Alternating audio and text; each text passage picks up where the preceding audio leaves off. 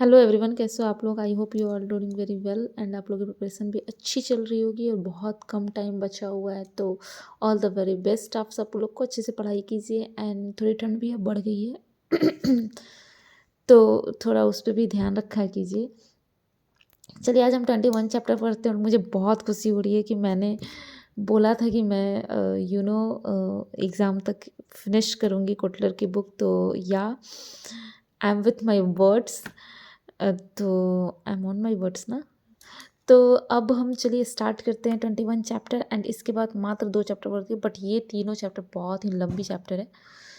तो हम इसको थोड़ा थोड़ा करके पढ़ेंगे,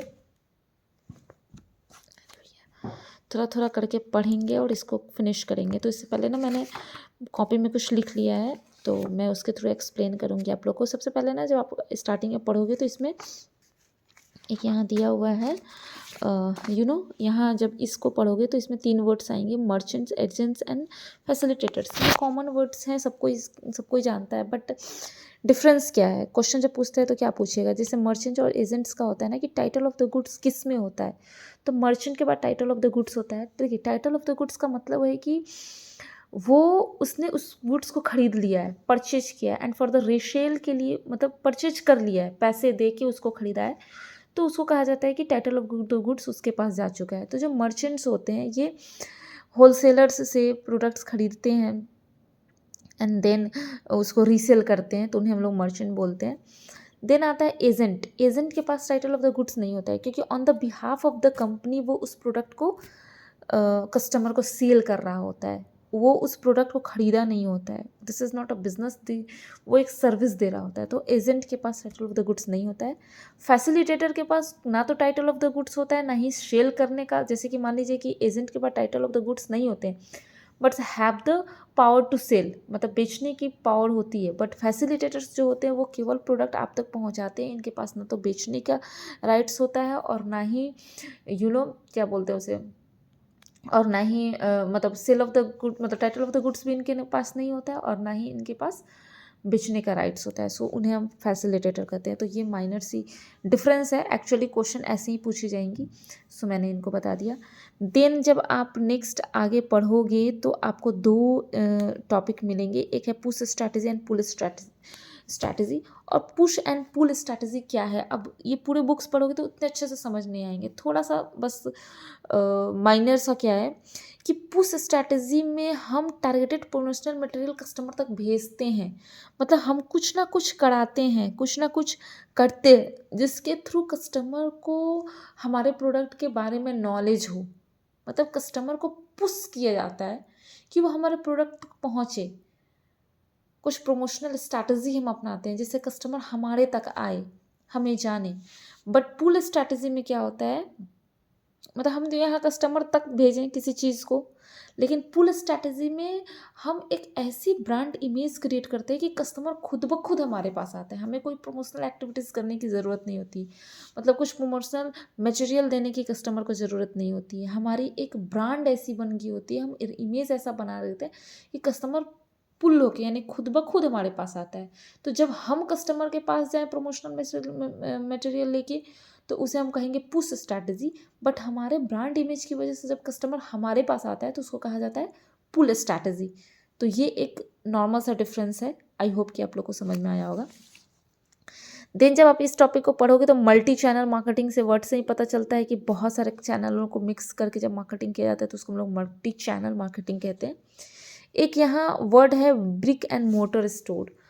तो ब्रिक एंड मोटार बोलिए या मोटर स्टोर्स बोलिए, इसका मतलब होता है ना जो ट्रेडिशनल जो दुकान है, जैसे अभी शॉपकीपर्स जो होते हैं, ट्रेडिशनल जो दुकान जिसमें हम फेस टू फेस, जैसे अब तो खैर मतलब बहुत सारे ऑनलाइन यूज़ करने के लोगों की आदत होती है, अधिकतर लोग शॉपिंग अब ऑनलाइन ही करते हैं। सो this is not a brick and motor stores, इसको नहीं कहा जाएगा। ब्रिक एंड मोटर स्टोर्स उसको बोलते हैं जहाँ फेस टू फेस इंट्रैक्शन हो, जो ट्रेडिशनल, अब इसको नाम दे दिया गया है कि ट्रेडिशनल जो स्टोर्स होते थे जो स्ट्रीट स्ट्रीट पे हैं। खैर हम तो अभी छोटे शहर के हैं तो हमारे लिए तो ऑनलाइन ऑनलाइन अभी एकदम फैशन में नहीं है। हमारे लिए ट्रेडिशनली हम यूज़ करते हैं ना फेस टू फेस, दुकानदार से जाके सामने से प्रोडक्ट को देख के ख़रीदना, तो उसे ब्रिक एंड मोटर स्टोर्स बोला जाता है। ठीक है। Then integrated multi marketing system, integrated marketing हमने पढ़ा था, जब सारी चीज़ों को मिला कर मार्केटिंग की जाए, सारी चीज़ों को जब एक साथ जोड़ा जाए तो उसे कहा जाता है इंटीग्रेटेड मार्केटिंग, ठीक है। देन आपका यहाँ आता है ओमनी चैनल मार्केटिंग।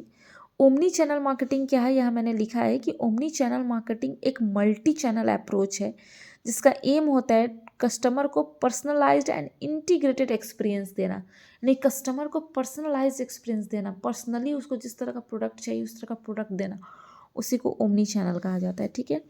देन आप इस टॉपिक को पढ़ोगे तो इसमें कुछ इंपॉर्टेंट उतना नहीं मिला है, आप लोग स्टडी कर लेना इसमें, इस पेज में भी कुछ खास इंपॉर्टेंट नहीं है। देन इस पेज में जब आओगे तो आपको 3 टॉपिक मिलेगी, एक SCM, EP, ERP and CRM। अब ये क्या है, SCM supply chain management. Supply chain management एक जो है ना HR जब हम लोग पढ़ते हैं ना मार्केटिंग में, सॉरी MBA में, तो वहाँ एक अलग से ये HR वालों लोग के लिए ये एक अलग से सब्जेक्ट होता है जिसको सप्लाई चेन मैनेजमेंट कहा जाता है। मतलब सप्लाई चेन मैनेजमेंट मतलब होता है कि प्रोडक्ट फिनिश गुड्स कन्वर्ट होने के बाद, रॉ मटेरियल से फिनिश गुड्स कन्वर्ट होने के बाद प्रोडक्ट किस किस चैनल्स के थ्रू कस्टमर तक पहुंचता है, उसी को सप्लाई चेन मैनेजमेंट कहा जाता है, ठीक है। फिर है ERP जिसको कहता है इंटरप्राइज रिसोर्स प्लानिंग। ये क्या है ERP, तो ये एक तरह का सॉफ्टवेयर है जो ऑर्गेनाइजेशन यूज़ करते हैं to manage day to day business activities, मैंने डे टू डे जो बिजनेस उनका होता है उस एक्टिविटीज़ को मैनेज करने के लिए जिस टूल का यूज़ किया जाता है, जिस सॉफ्टवेयर का यूज़ किया जाता है उसे कहा जाता है इंटरप्राइज रिसोर्स प्लानिंग। फिर CRM मतलब कस्टमर रिलेशनशिप मैनेजमेंट, मतलब मैनेजमेंट का वो भाग जिसमें कस्टमर से बेटर रिलेशनशिप बना के रखने की स्ट्रैटेजी के बारे में स्टडी की जाए, उसको CRM कहा जाता है, ठीक है। तो फिर जब आप ये पेज पढ़ोगे तो इसमें भी कुछ ज़्यादा इम्पोर्टेंट आपको नहीं मिलेगा। एंड यहाँ एक वर्ड यूज़ की गई है सोलोमो। सोलोमो का फुल फॉर्म क्या होता है, सोशल, मोबाइल एंड लोकेशन। तो जब भी कोई काम आप करते हो, रिटेलर्स जो हैं या फिर मैन्युफैक्चरर इन चीज़ों को समलाइज करते हैं, मतलब कि सोशल, मोबाइल एंड लोकेशन, तो ये है। Then role of marketing channel आप लोग पढ़ेंगे, इसमें कुछ खास इंपॉर्टेंट नहीं है। चैनल फंक्शन एंड फ्लो जिसमें 3 चैनल्स की बात की गई है, sales channels, delivery channels and service channel. ये क्या है, 3 चैनल।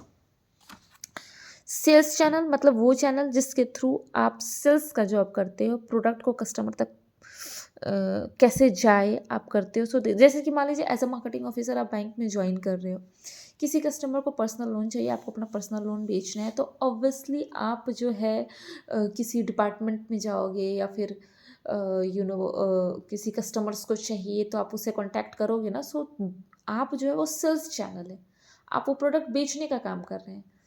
ये मैंने बैंकिंग थ्री में। डिलीवरी चैनल का मतलब वो किस चैनल के थ्रू उस कस्टमर तक पहुंच रहा है। हो सकता है कि हम उसको अब तो फ़ोन पे ही डायरेक्टली ऐप इंस्टॉल कराइए, वहीं से उनके लोन अप्लाई कर दीजिए। So this is the delivery channel, आपने किस तरह से डिलीवर किया कस्टमर को वो प्रोडक्ट।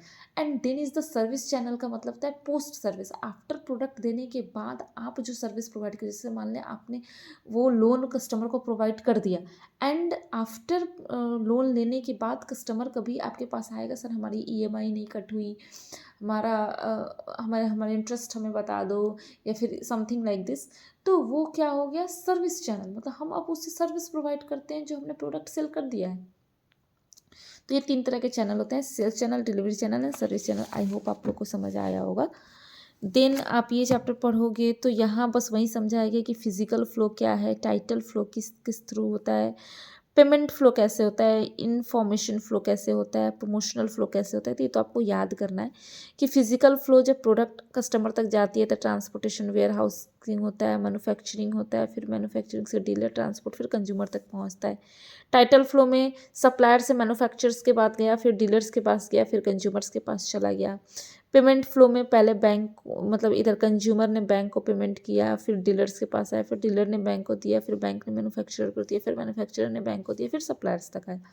तो ये याद करने वाली चीज़ है, ये आप इसमें याद कर लेना, इसमें बहुत कुछ ऐसा समझने वाला नहीं है, राइट। देन यहाँ एक आपको बताया गया है ना कि एक होता है कंज्यूमर मार्केटिंग चैनल और एक है ये industrial marketing channel.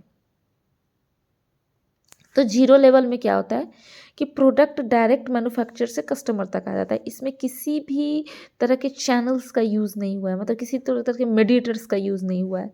One level में एक आदमी आएंगे, यानी मैन्युफैक्चरर से प्रोडक्ट रिटेलर तक आएगा और रिटेलर से वो प्रोडक्ट कंज्यूमर तक आएगा। देन टू लेवल में क्या होता है, मैन्युफैक्चरर से होलसेलर के पास जाएगा, होलसेलर से रिटेलर, रिटेलर से कंज्यूमर। जीरो लेवल में कंज्यूमर और मैन्युफैक्चरर के बीच कोई नहीं है।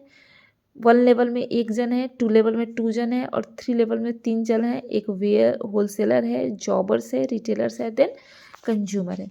तो ये है कंज्यूमर मार्केटिंग चैनल, मतलब कंज्यूमर की प्रोडक्ट उस तक कैसे पहुंचती है। देन यहाँ है आपका इंडस्ट्रियल मार्केटिंग चैनल, मतलब इंडस्ट्रियल में क्या है, मैन्युफैक्चर से डायरेक्टली इंडस्ट्रियल कस्टमर तक पहुंच गई।